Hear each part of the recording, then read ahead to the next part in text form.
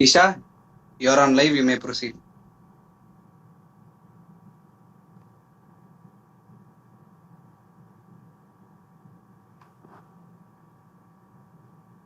Hello, Isha, am I audible?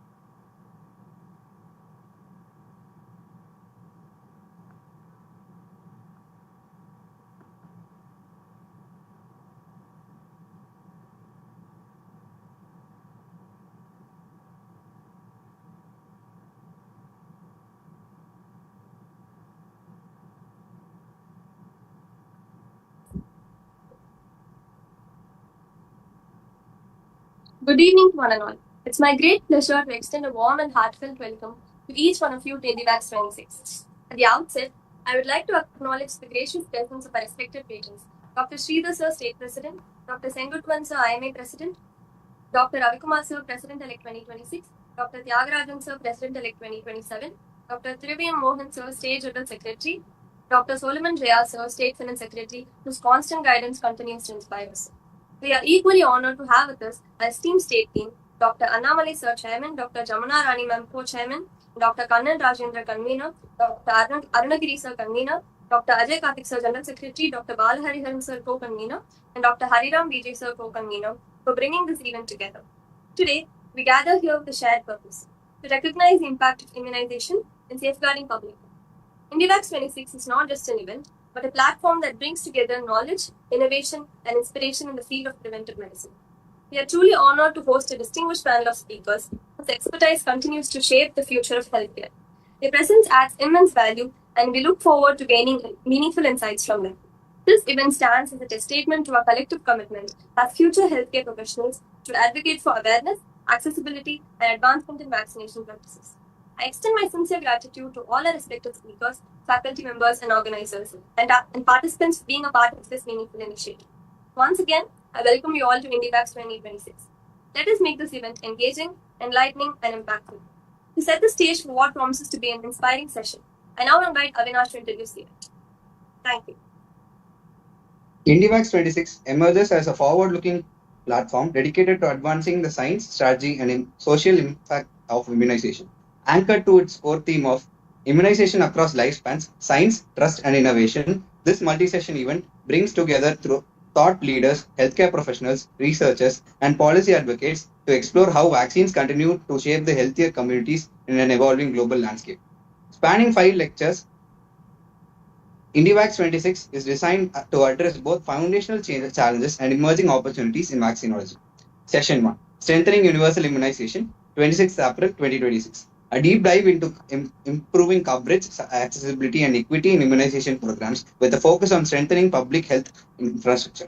Session 2, Adult and Special Population Immunization, highlighting the often overlooked importance of vaccines for adults, the elderly, and vulnerable groups with specific health needs. Session 3, Vaccine Hesitancy in Modern Era, 30th April 2026. Tackling misinformation, cultural barriers, and trust deficits that influence vaccine acceptance in today's digital age. Session 5, Future Frontiers in Vaccinology, exploring cutting-edge advancements from new generation vaccination platforms to precision immunization strategies. Session 5, Vaccines for Every Generation, a life course approach to immunization. 4th May 2026. Emphasizing the importance of continuous protection through all stages of life, reinforcing immunization as a lifelong commitment. Adding a creative dimension to the scientific journey, IndyVax 26 will also like to unveil its official identity through a comic-style logo reveal, symbolizing the power of vaccines as everyday heroes safeguarding humanity. This engaging visual narrative aims to connect with a wider audience, blending science and storytelling to inspire awareness and action. Over to Sham, who will be taking us through this visual treat. Good evening to everyone present here. I will be sharing the comic that we so carefully made. சரி அந்த screenshot மட்டும் எடுக்கணும். Okay அப்படியா? சரி okay right பார்க்க. Is it visible?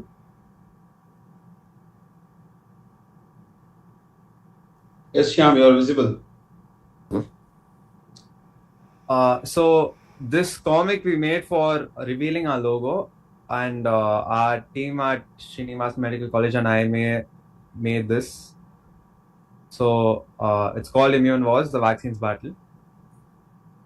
So all of us go to the doctors to get our vaccine shots in time. I mean, we did when we were younger, and this first panel explains that the vaccine prepares your immune system before the person even gets sick.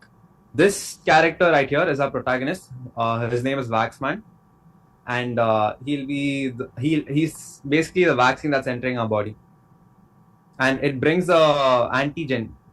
So vaccines are of different types. Recombinant vaccines, you will have just the antigen, which is recognized by the dendritic cell, which he's scanning and clicking obviously on his phone. And he's made a poster of the antigen, and he's asking the immune cells to recognize it. And all these immune cells are, all these immune cells are recognizing this antigen, and they're getting activated. So the naive T cell is getting activated, which becomes a memory cell, and B cell responds by transforming into a plasma cell and releasing all the antibodies. And this is our CD8 T cells, and this is our natural killer cell who likes the CD8 T cells. And again, we see Vaxman here, and the memory cell is writing down clearly here, which the enemy is an ugly spiky virus. And time passes without infection. So if you put polio vaccine and you put the vaccine and then polio virus, when the polio virus enters your body, this happens. So let's assume this virus is entering the body, and it's all evil, and the target is already identified, and as he clearly so states here, we have already trained for this, and all the plasma cells attack the virus with antibodies, and he's shocked about how they already know the virus.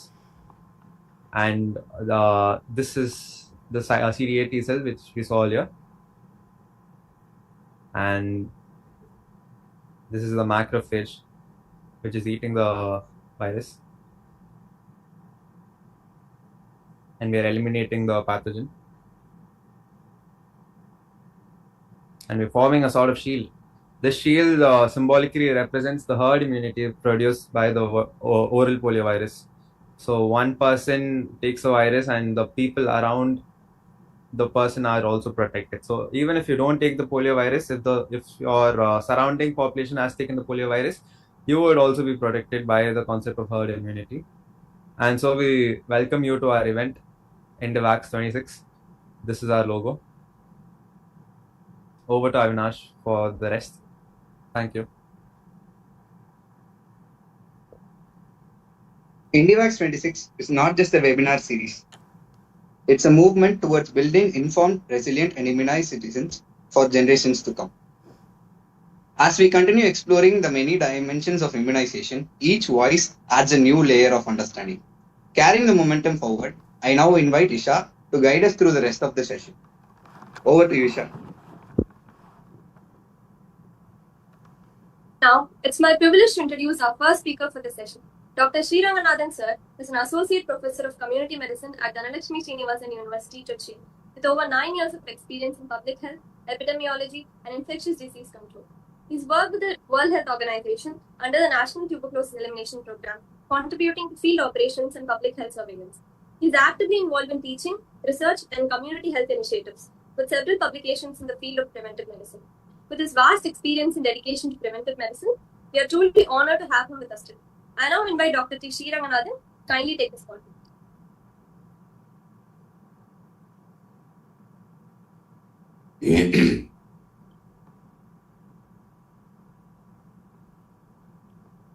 Thank you for the nice introduction, Isha. Am I audible? Am I loud and clear? Yes, sir. Yes, sir. Okay, Partha. I will start sharing my screen.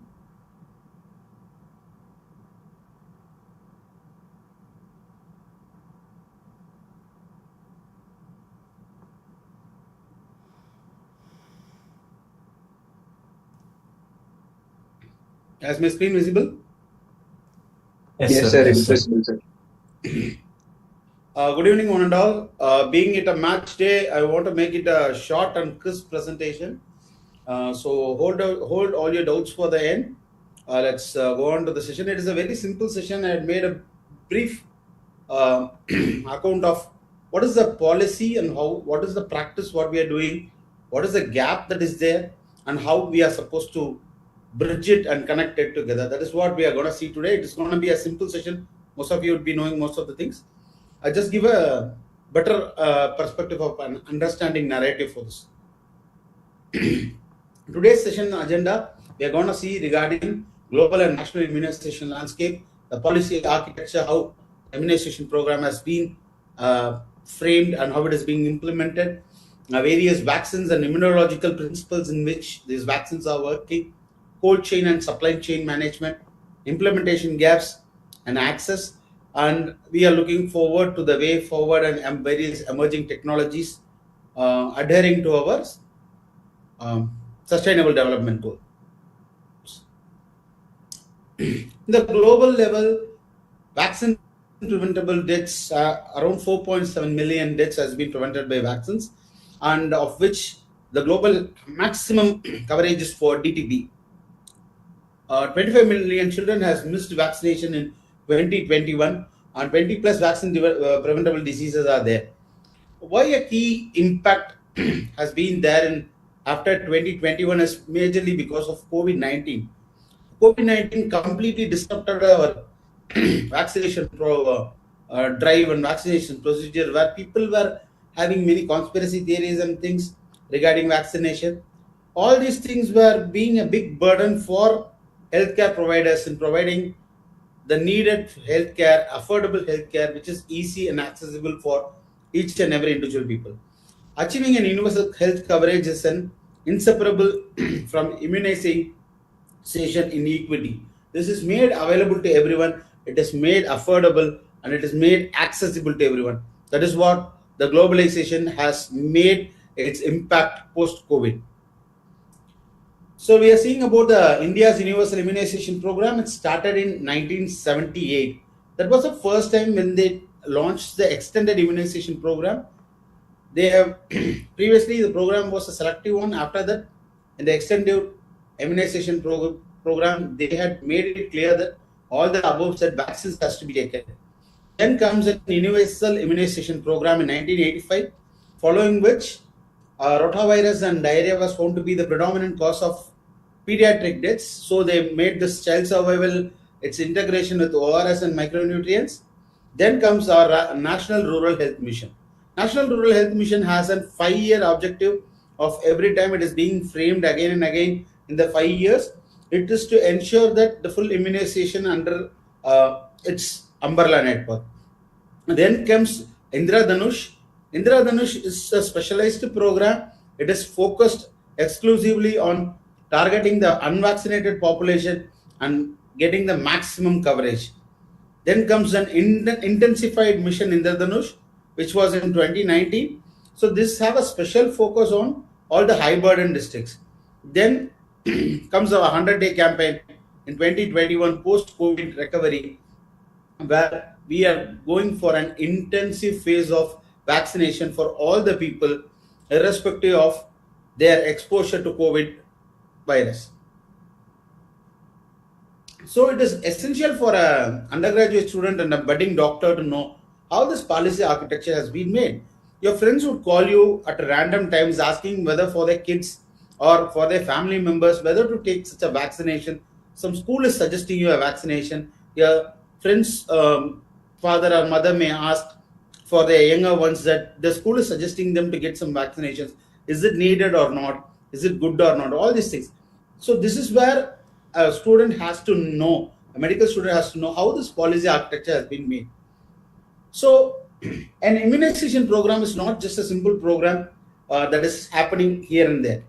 Every child that is being born, from birth, you are being vaccinated till you become an adult. When adult vaccines are becoming a choice. So, what happened is we are explaining you the various core pillars in WHO's extended program for immunization. The first thing is your surveillance, where you are monitoring for a disease, look for outbreaks, and confirm with them serological confirmation. Because certain vaccines are live attenuated vaccines which can't be given in an early exposed person. Then comes your vaccine chain. The vaccine supply chain is a very delicate one.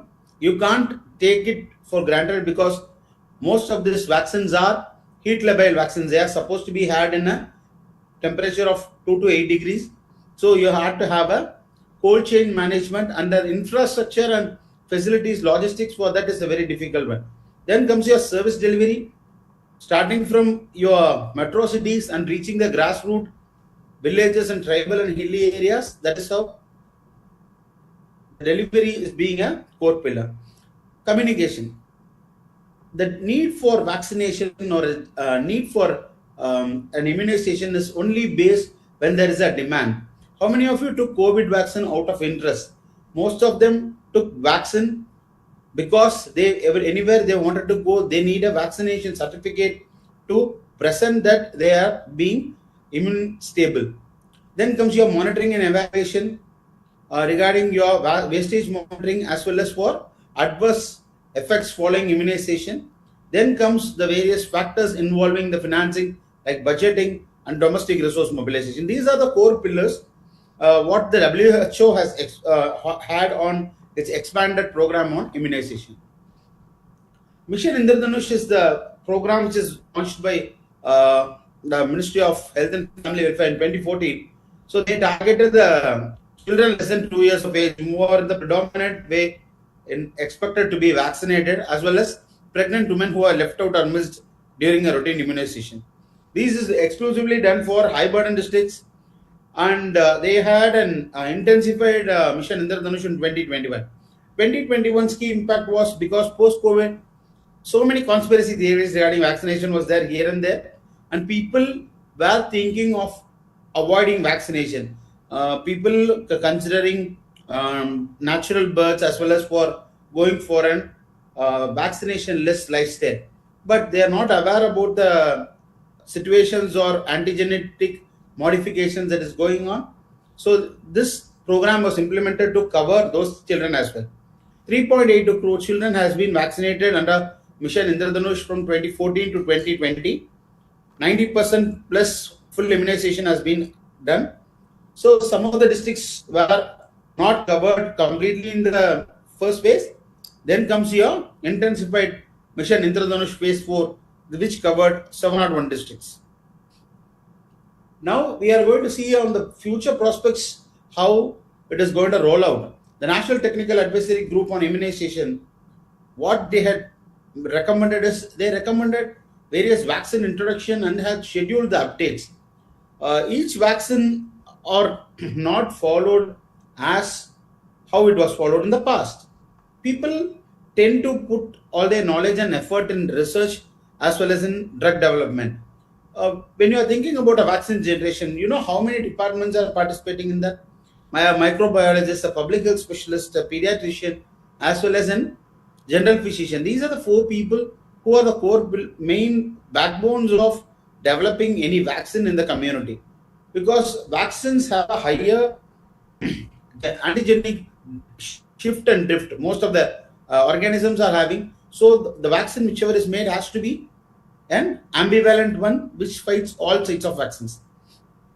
So the National Immunization Plan for 2023, they have 4 key strategic goals to attain full immunization, that is more than 95% at a national level and 80% at each districts. Then introduction of various vaccines, human papillomavirus, pneumococcal vaccine, rotavirus and various adult vaccines in phased nationalized schedule. Availability for all the people at all the places that is in your ubiquity and inclusion. Zero dose elimination is nothing but any children who is not yet got a single dose of vaccine is considered as a zero dose vaccine child. Then upgradation of surveillance by strengthening the AAVF reporting, central surveillance, as well as for vaccine preventable disease surveillance. These are the key strategy goals that are being followed by the National Immunization Plan of 2033. So this is India's national immunization schedule. So most of you, if you are in a final year student being in pediatrics, you are supposed to know this because this is one of your question in your theory as well as in Viva. Even you would have crossed the same thing in your community medicine, but stress is given on pediatrics because these are the people who are facilitating a child in getting vaccinated. So at birth, the vaccines given are BCG, OPV, and Hep B. One is nothing but the first dose what they are getting. Then at 6 weeks, 14 weeks, and 0, 6, and 14. These are the intervals at what the DPTs are being given. You follow it as 6, 10, 14. So in the interval of 4 weeks, that is each month, you are going to get a vaccine. Be clear? So after 9 months, we are getting MR vaccination as well as we are getting Japanese encephalitis vaccination and vitamin A. Between 16 to 24 months, we are getting second dose of MR vaccination. The previous MMR vaccination has now been changed to MR vaccination just because though the effectiveness of vaccination for measles is being very minimal and people are getting mumps even after vaccination and an intensive coverage. That is why it has now been made into an MR vaccination, followed by a DPT booster, OPV and vitamin A. Till 5 years of age, all children are being given oral polio vaccine through pulse polio immunization just in order to prevent any missouts that are being seen in the community. Then between the age of 10 to 16 years, you get TD vaccine and also you are getting a dose of MR vaccine for female girls who are less than 15 years of age. This is what a national immunization schedule is being made into, and these are the available vaccines that you get in any PHC or even in your private hospitals. In PHCs, you get it as a free of cost. One additive thing is vitamin A is given as a prophylaxis with MR vaccine just because of the reason that MR vaccine is a potent vaccine which will reduce the level of vitamin A in the body. That is why the vitamin A is being as a prophylactic measure. So we are seeing about the various vaccine types, but we should know how it works or what is the immunology behind that. So the first one is a live attenuated vaccine. A live attenuated vaccine is a vaccine in which the pathogen is present, but it is weakened. It is virulence or it is infectivity is being reduced. And so what happens is it can create a memory response in your body, but it can't create a disease. That is what a live attenuated vaccine is. But the problem with live attenuated vaccine is certain live attenuated vaccines are capable of creating a stronger immune response in people who are immunocompromised. In immunocompromised persons, they may trigger a disease response kind of thing. So it is always safer to use a live attenuated vaccine in a person who is strong with immunity. Not it is contraindicated in immunocompromised individuals. Then comes your killed and inactivated vaccines. These are vaccines which are being killed and only the organism's external structure is making the body's immune response to fight against it. This is safer even in immunocompromised patients. The classical examples are injectable polio virus, Hep A, rabies and influenza vaccine. They have a lower immunogenicity, but when added with adjuvants, they do have a better prospect of being a vaccine. Then comes your protein or subunit. It's one where only specific antigens are being left, which are part of a virus or a pathogen, but you require multiple doses for it to form an threshold in the body to develop immunity for that. The classical example is your Hep B vaccination. Then comes your toxoid. Toxoids are bacterial secretions which are toxins that are being made by the bacteria. These do have a pathogenic origin, but they don't have an infectivity property. So this induces antitoxin antibodies in your body. Then comes your conjugate.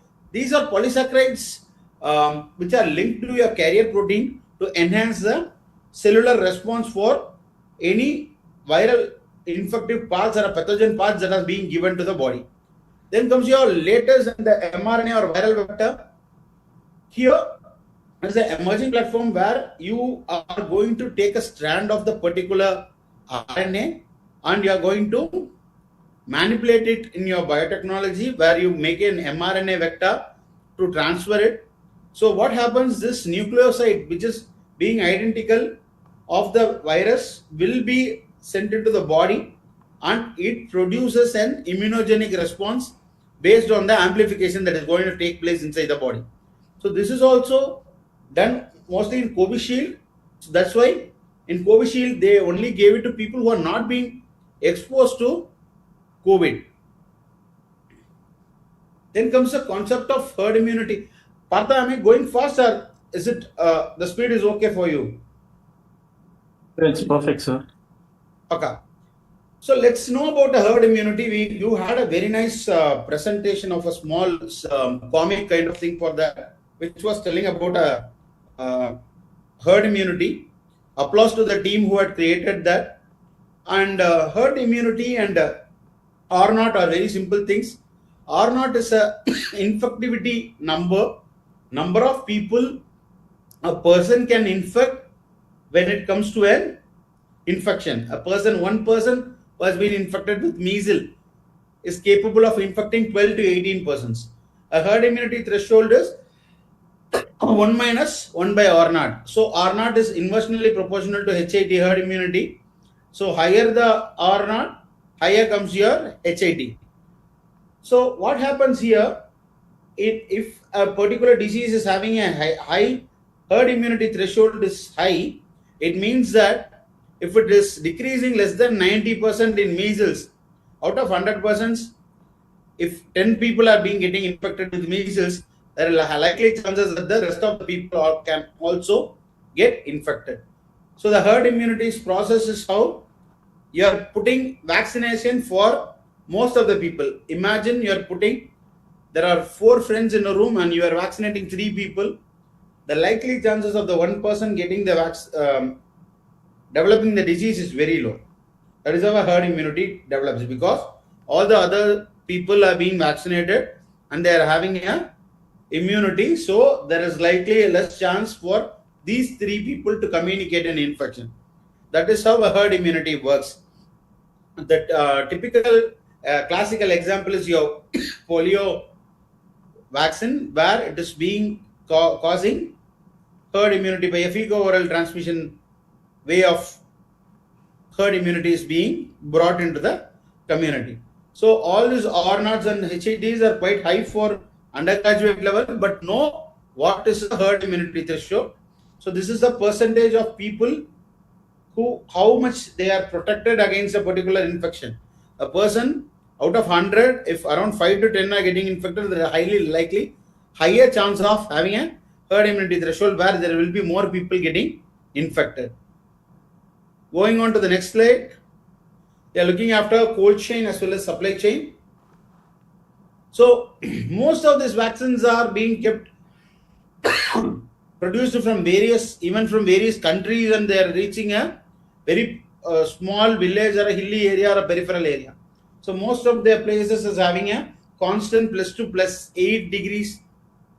Why is it so? There are some variations, but still these are the commonly maintained and most vaccines are in this zone. So remember this +2 to +8 degrees Celsius. So at a manufacturer level, they will be having a bulk storage where they will be having warehouses and walk-in refrigerators will be there. National level, we also have ice-line refrigerators as well as walk-in coolers.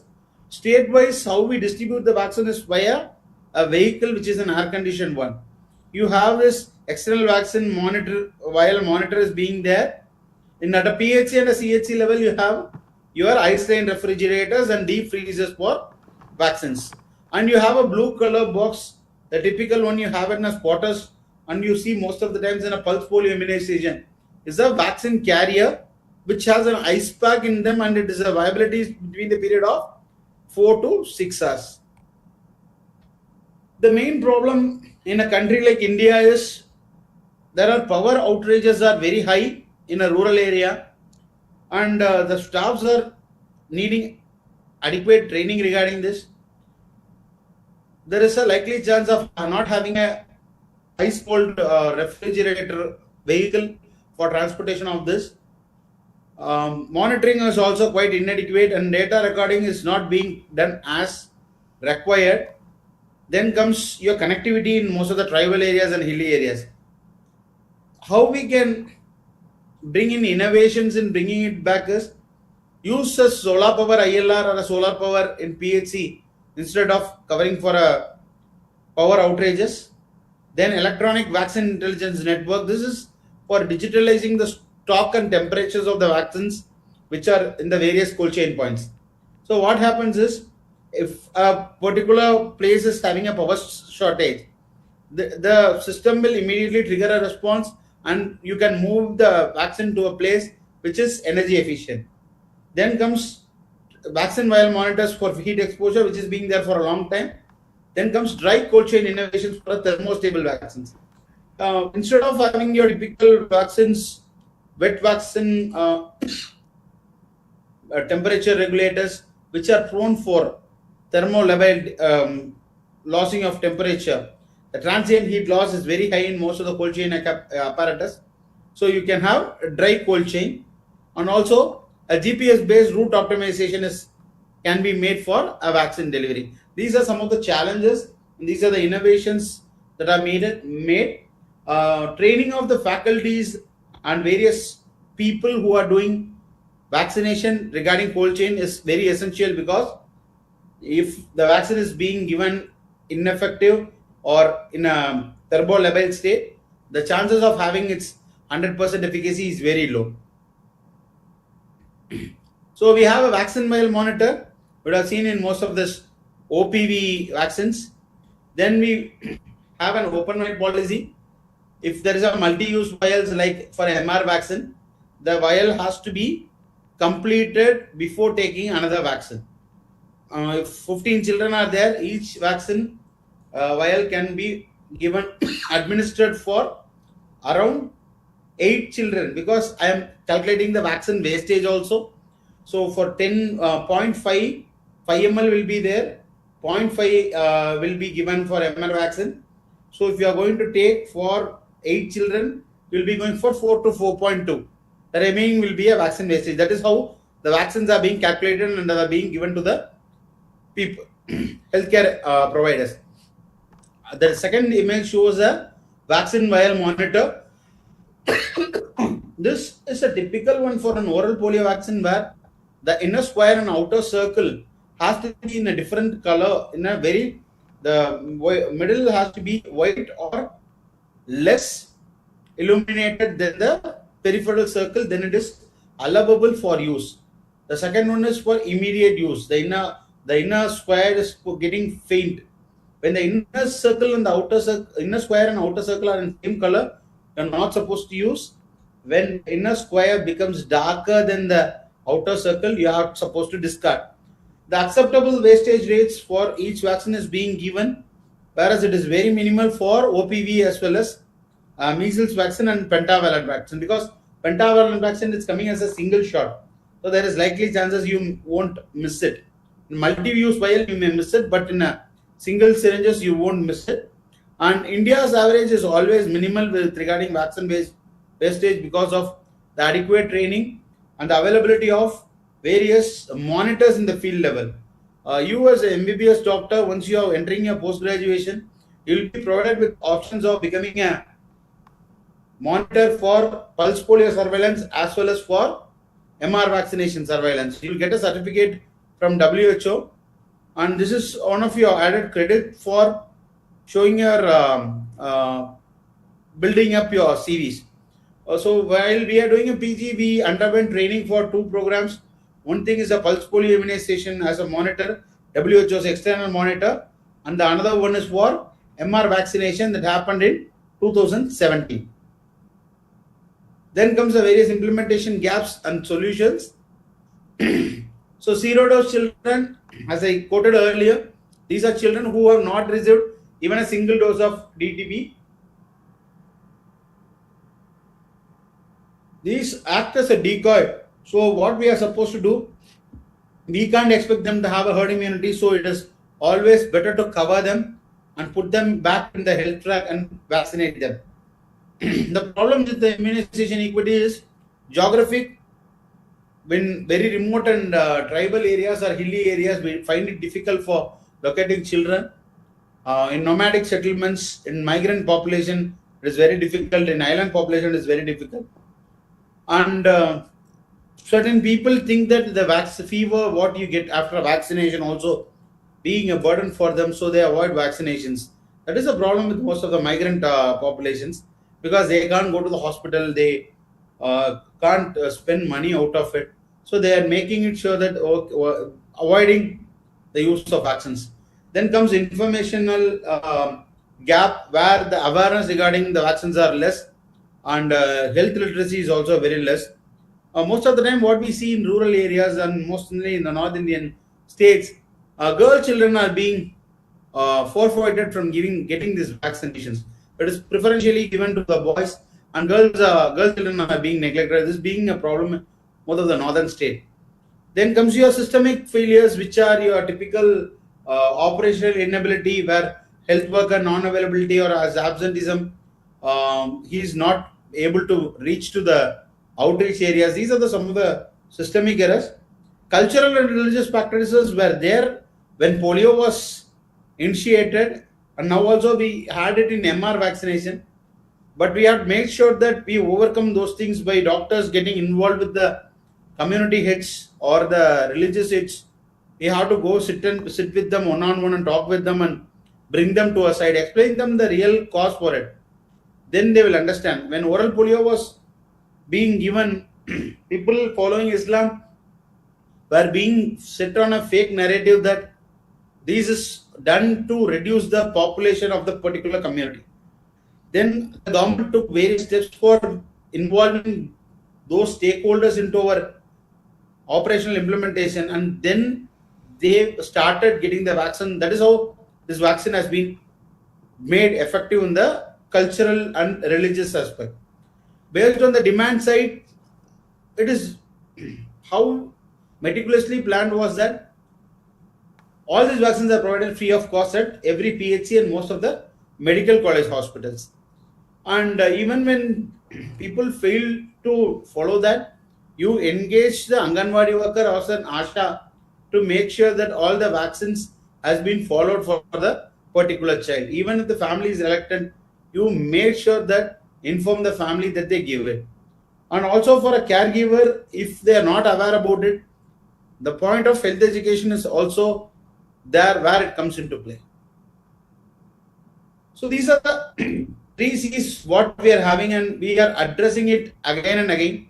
First thing is complacency, where they don't have a lesser perceived risk regarding the various vaccine preventable diseases. First, make them aware about the various diseases that are there, and these are the vaccines. Taking vaccines is a very simple measure which can prevent them from getting those deadly diseases. Then comes your convenience, making their availability nearby to them or accessible to them, cutting short the cost barriers. These are the way of making it convenient, and making them educated in the health literacy will make them have a confidence on us, as well as the healthcare system what we are providing in understanding the vaccine preventable diseases as well as the need for vaccination children. So these are some of the strategies for India, where we have trained the Ashas and Anganwadi workers as community champions for demand generation.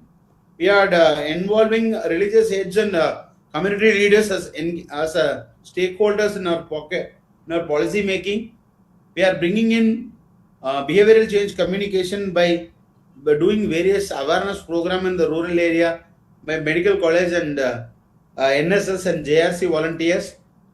We are having monitoring at grassroots level, which facilitates this, and also for we educate the parent whenever they are getting delivered in the hospital regarding this, so that they will be communicating it to the other mothers who are in the rural community as well. And also we dissipate various healthcare needs through our social media networks, mass media networks like radios, televisions, movie theaters, to facilitate the parents in learning about the various vaccines and vaccine preventable diseases. Then these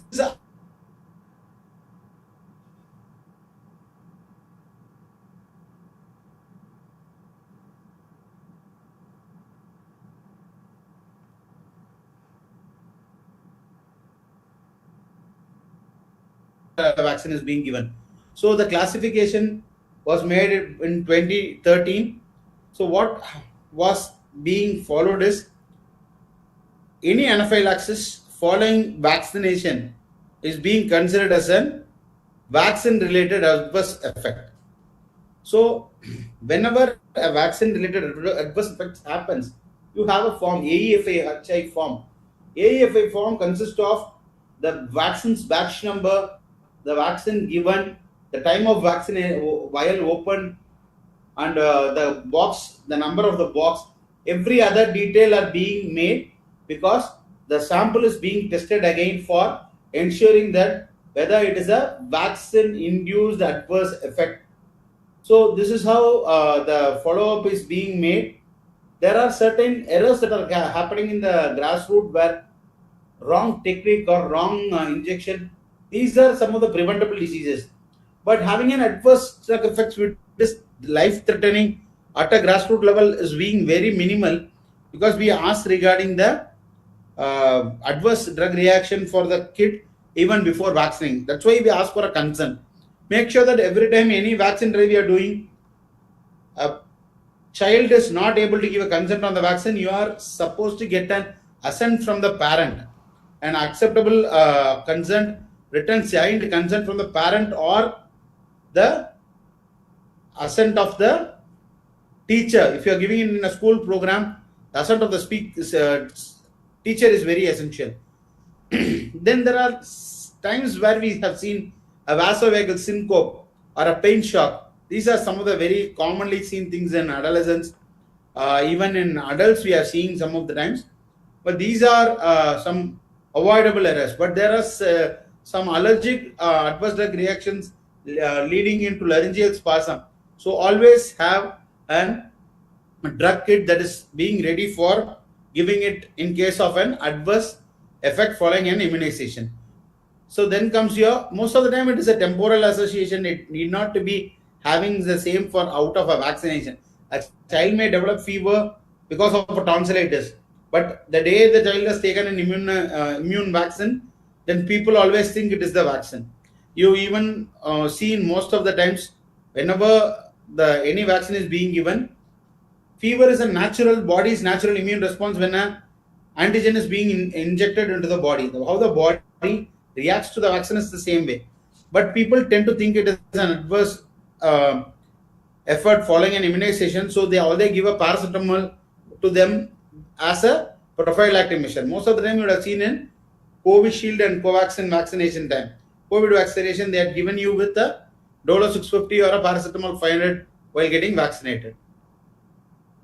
So these are the vaccine preventable disease surveillance that is being done in India. The first thing is an IDSP, Integrated Disease Surveillance Project, where they are doing it at the grassroots level. Every day you are having a P form and N form. These are the two forms that are being provided in all government colleges. The district data entry operator collects the information of what are the lab investigations being done and what are the presumptive cases that are being done. The P form is for presumptive cases. L form is for laboratory confirmation of the diagnosis. These are the data that are being taken. Then comes your measles and rubella vaccine surveillance. So whenever this MR vaccine is being given, we are seeing for children who less than 15 years of age, all these children are being covered just in order to make sure that they don't develop measles or rubella, because female children are becoming, when they are entering the reproductive age group, at the time of pregnancy, there are high likely chances that rubella may occur as one of the torch symptoms. So we are trying to do this surveillance. Acute flaccid paralysis following polio vaccine surveillance is seen most of the times in an injectable polio vaccine. This is also being done, and if a child is having such a kind of paralysis, a stool sample is being taken and it is being tested. Luckily, we haven't seen any of this cases recently. Then comes your Japanese encephalitis surveillance. This is based on a sentinel hospital-based surveillance. This is seen for most of the encephalitis kind of syndrome cases where there is an exposure for Culex mosquito or a pig menace in the area. These are the common areas where this JE surveillance is being done, because it is a vector-borne disease and most prevalently in areas which are high with pigs. Then comes your rotavirus surveillance. This is a hospital-based surveillance that is being done.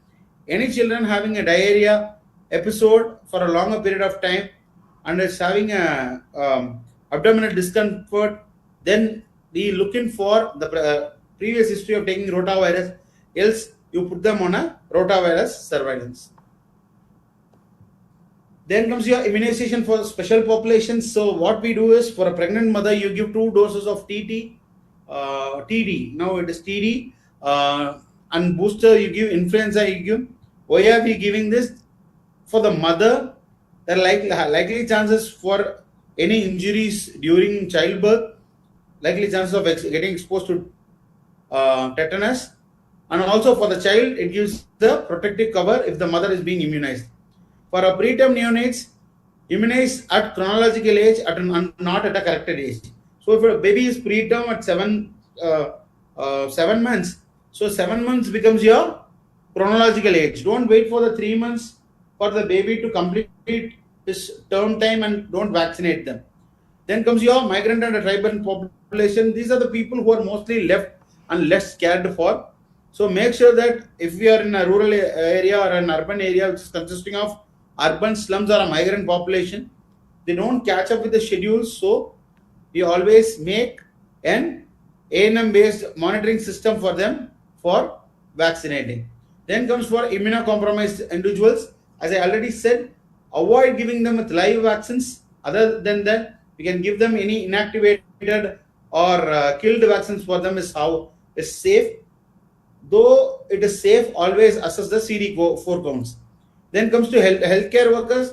The predominant vaccine that is being given is a Hep B vaccine, and now we are also going for an influenza and varicella vaccines, because you are getting for more number of cases of recurrence with that, and also COVID vaccine is being made mandate for all healthcare workers who are working at the time of COVID-19. Then for an adolescent girl between the age of 10 to 19 years, you go for human papilloma virus as well as for MR vaccination. You are going to give, mostly it is being delivered at the school-based delivery. Whereas HPV vaccine is being given as an optional vaccination for the female children, and education is being provided them regarding the chances of getting a cervical cancer. So this is the latest vaccination coverage that is being done for most of the people. So 1.23 lakhs of new cervical cases cancer are seen in India. 77k people die annually from cervical cancer, and 99% cases attributed towards human papilloma virus infection. Males are also harboring this human papilloma virus infection. So these can be given to males as well, but it is predominantly given on females. So 16 and 18 are the subtypes. This may be an MCQ question for you who are appearing for NEET exams. HPV 16 or 18 are the subtypes which are causing most of the cases. So how the government has made out a rollout is, the government announced free vaccines for age between 9 to 14 under this universal immunization program. And we also have an indigenous variety of quadrivalent variety, which is consisting of specific strains of 6, 11, 16 and 18. So this is for Cervavac. So 2 doses are given, one at 0 and 6 months. These are given for 9 to 14 years. School-based delivery system, we are doing it, but for HPV vaccination is very minimal and people are showing less interest. But we had done a very good coverage of MR vaccination. So who are eligible for this is children who are between 15 to 26 years of age, girl children are eligible, because these are people who are going into marriage life. This is for them when they enter the reproductive age group. They are being given, and they are being with 3 doses of vaccine. So the vaccine is said to be most effective before a sexual debut, the first sexual encounter they have. So what it does not replace pap smear. So routine pap smear annual screening is common. Along with that, it provides additional help only if the person is having a he's doesn't have a sexual experience before. But it is not contraindicated for people who are married. It can be taken, but it is said to be most effective in before sexual debut. Then these are the newer vaccines that are being introduced in India following universal immunization program. So in 2008, they rolled out JE vaccination. This is given to people who are located in areas which are having a peak menace, as well as for travelers who are traveling to areas infected for Japanese encephalitis. In 2011, instead of the individual vaccines, they had been made together into a pentavalent vaccine, reducing the number of hospital visits needed for the child, as well as for regarding the 3 separate injections. 2014, they introduced IPV. This is for a better seroconversion, where instead of 3 strain, you go for a 2 strain vaccination for Salk to Sabin. This is what is being done in 2014. 2016, you have rotavirus vaccination. This is a oral one. Most common viral infection that is seen in pediatric age group, and it is one of the best vaccine preventable disease which reduces the infant mortality. Then comes your pneumococcal conjugate vaccine. This is made available for people who are in constant exposure to patients, or in case of areas which are high with flu. Then comes your MR vaccination, introduced in 2017 for males and female children less than 15 years of age. They do an annual campaign once a year, and they are vaccinating them regularly. 2021, they introduced again adult JE vaccine for healthcare workers and people who are in endemic areas of Japanese encephalitis. Now, the rollout of 2023, we have human papillomavirus pilot. Pilot is done in selected states, and full program has been implemented from 2024. So again, it's an MCQ question where HPV rollout, pilot and rollout. Pilot is in 23, rollout is in 24. So these are the digital health initiatives what have taken for transferring the immunization delivery from a record-based structure, from normal handwritten records to a digital environment. So what we have done, an A&M online is a one where auxiliary nurse midwife have a mobile app in the field, so she can ensure whether a child has taken a vaccination or not. She can track beneficiaries, identify due dates, and plan a house visit for them. IMA-MSN, electronic vaccine intelligence network, this is a cold chain monitoring system. So what they do, the stock and cold chain are visually, it's a dynamic dashboard where everything is being visually seen, and if there is a problem with the maintaining of the cold chain or the stocks, it is being reflected immediately in the war room, and you can take an action. IMA-MSN unified vaccine interface. This is a central registry for vaccination records. They had made a rollout in Jan 24, and they had even had the history of all the COVID vaccines that have been taken. COVID is the certification that is being you take post-COVID vaccine. After COVID-19 vaccine delivery was done, you go to COVID and you get a certificate. If you want to move to any other countries, this is a must vaccine certificate you are supposed to have. Then comes your health management system, as well as drugs and vaccine distribution system. This is not predominantly of use in hospitals. This is only for the marketing and private practitioners or private companies that are doing a vaccine monitoring. Then comes your RCH portal, where you get your pick-me number for the particular child.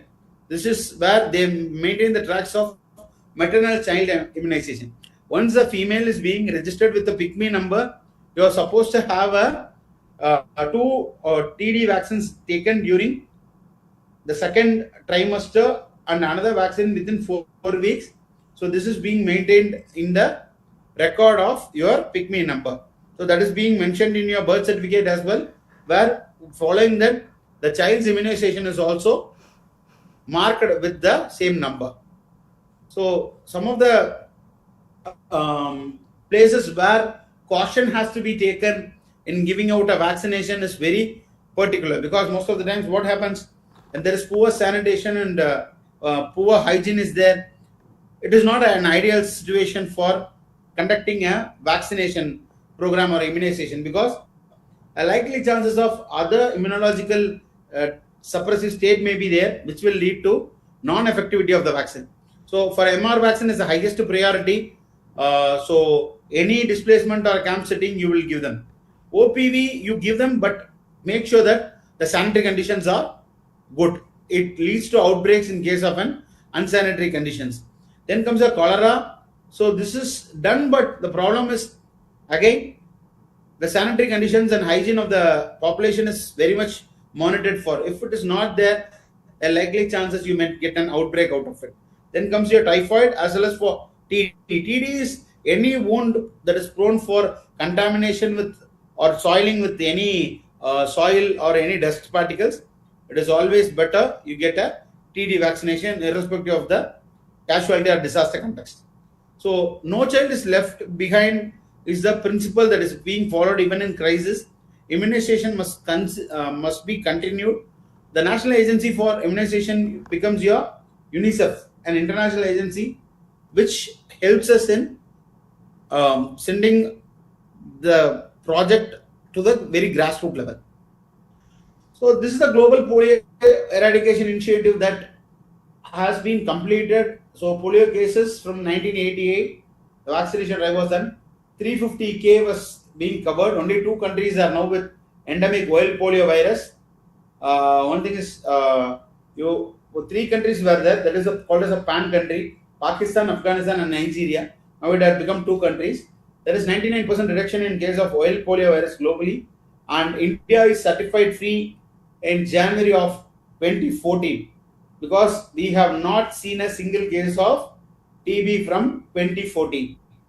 So what happened is, in India strategy, we are following pulse polio immunization on Jan and Feb every year on a Sunday, making sure that every child is being vaccinated in all the public places, schools, railway stations, bus stations, everywhere. And then comes your AFH reporting is being done in case of any adverse drug reaction following an immunization for injectable polio virus.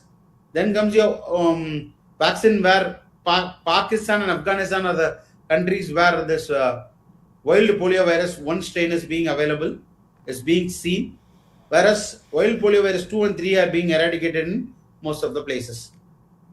So how the SDG, Sustainable Development Goal, is being mentioned to this is no poverty, we reduce the catastrophic costs involving vaccination, zero hunger, we produce nutritional absorption, better nutritional absorption is seen in healthy individuals.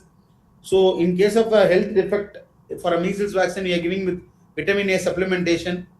We involve good health, which ensures universal health coverage as well as in prevention and elimination of polio, measles and rubella. Then comes your quality education involving health education, bringing school children into the programs by Rashtriya Bal Swasthya Karyakram, Rashtriya Kishori Swasthya Karyakram. These are the national health programs which are ensuring immunization as well as health coverage in the school. Then comes reduced inequality, where equity focused immunization is covered for all marginalized communities. Then comes your SDG 7, where these are the agencies, various agencies which are partnering with us for global vaccine address areas. Some of the emerging technologies are newer mRNA vaccination platforms, that is the messenger RNA, nanoparticle and PLP vaccines has been developed. Microneedle patch delivery instead of painful needle. We are meeting a patch kind of steps for vaccination. So lesser trained staffs are needed and better compliance is being attained. So viral vector vaccines are used for delivering harmless virus to deliver antigens and robust cellular immunity. Thermostable vaccines are being made. Vaccines even that don't need a cold chain in countries which are tropical kind of India. These thermostable vaccines are being made. Then we are going to involve cell-mediated and computational prediction for which type of vaccine design is to be made. Artificial intelligence and machine learning are going to make a major role in vaccine design as well. So these are the various responsibilities and roles what a doctor needs. So what we have found is One Health and immunization identify the zoonotic diseases which are required for integrated animal-human ecosystem, vaccination of the animal as well as the humans, rabies elimination by 2030, and coordinated cross-sectoral coordination, and prevention of antimicrobial resistance. These are the way forwards what we are looking. For a doctor, as a doctor, your responsibility is verifying immunization status of every patient, counsel hesitant patients to get involved with treatment plan and treatment protocol, choice of vaccines, report adverse effects following an immunization, advocate immunization equity in hospital policy, stay updated regarding the various vaccination schedules and vaccination policies. So coming back to the last slide of the session, Universal Immunization Program is India's largest public health program. Cold chain integrity is not negotiable because most of the vaccines are thermolabile vaccines. Herd immunity thresholds are high. 95% coverage is needed for measles. Even 5 people are capable of injuring a measure of the community. Zero dose children are the greatest challenges. Try to involve each and every children in the program. Equity must drive every strategy. Using of digital tools like UWIN and ANMOL for tracking and follow up and for surveillance process. Vaccine hesitancy, break out the myth, health educate them, bring them out of their shells and make it a compulsion. Then comes reporting of adverse drugs, efforts following immunization, using of newer innovations like mRNA and VLPs, thermostable platforms. These are the next generation of vaccines which are needed. As doctors, you are becoming an immunization advocates, not just administrators. So educate every other person who is in the same age group. Ask them regarding the vaccination status.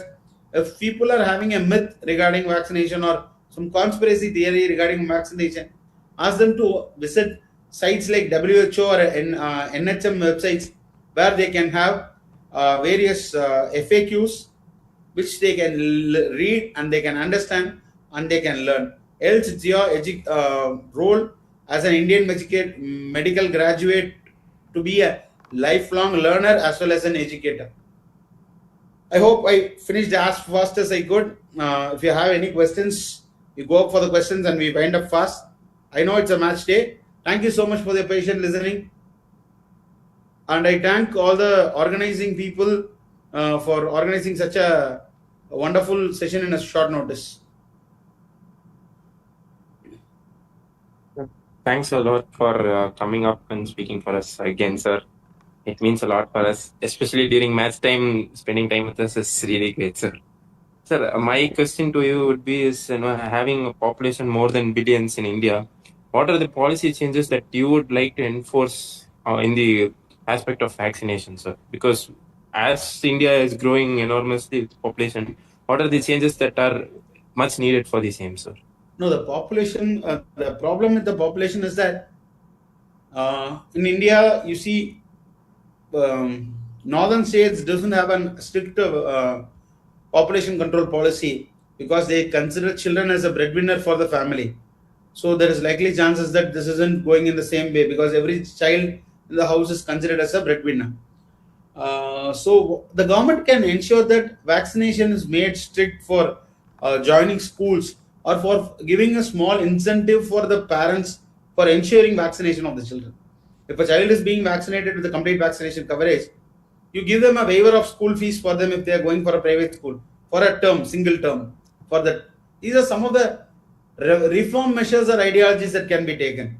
But voluntary participation and involvement is much needed with regards to vaccination of children. And health education of the parents and knowledge literacy regarding vaccine preventable diseases is the unique selling item of this particular context. Hope I had answered your question. Yes, sir. Yes, sir. Thank you, sir. Anything else, Partha? Anyone else do have a question?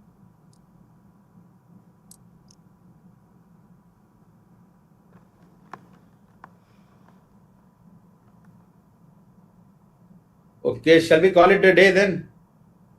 Yes, sir. So next speaker, Isha.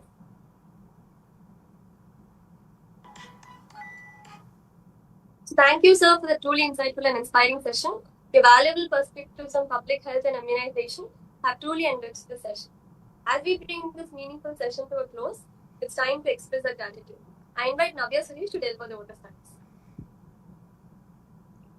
Respected dignitaries, esteemed speaker, and dear participants, on behalf of the Indian Medical Association, Medical Students Network, and Junior Doctors Network, Tamil Nadu State Branch, it is my privilege to propose the vote of thanks for today's enlightening session under IndiVax 2026. Defend, Protect, and Prevail. Today's session on strengthening universal immunization, bridging policy and practice, has truly been insightful, enriching our understanding and the critical role we as future doctors play in advancing public health. First and foremost, I extend our heartfelt gratitude to our esteemed speaker, Dr. T. Sriranganathan, for delivering such a comprehensive and thought-provoking session. Your expertise in community medicine, combined with practical insights into immunization strategies, cold chain systems, and policy frameworks, has given us a deeper perspective on bridging the gap between theory and practice. Your words have not only informed us, but also inspired us to contribute actively. I would like to express our sincere appreciation to the patrons of IMA-TNSB for their constant guidance, encouragement, and unwavering support in making initiatives like IndiVax 2026 possible. Our heartfelt thanks to the state team of IMA-MSN TNSB, whose leadership and coordination ensured the seamless execution of this state-level webinar series. A special note of gratitude to the organizing team whose dedication behind the scenes made this event a success. Your meticulous planning, technical support, and teamwork truly reflects the spirit of collaboration and excellence.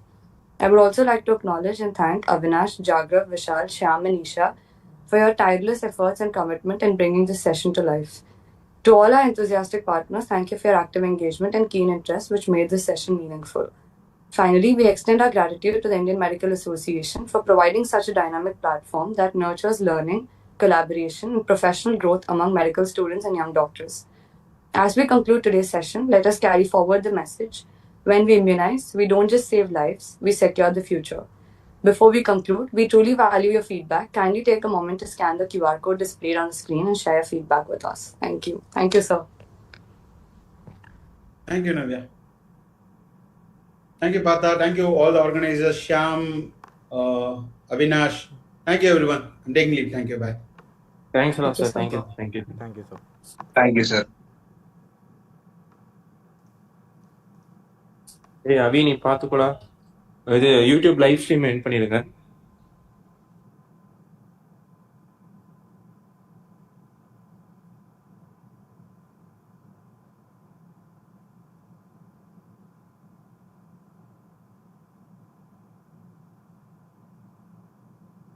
Bro என் பண்ணிடலாம் bro.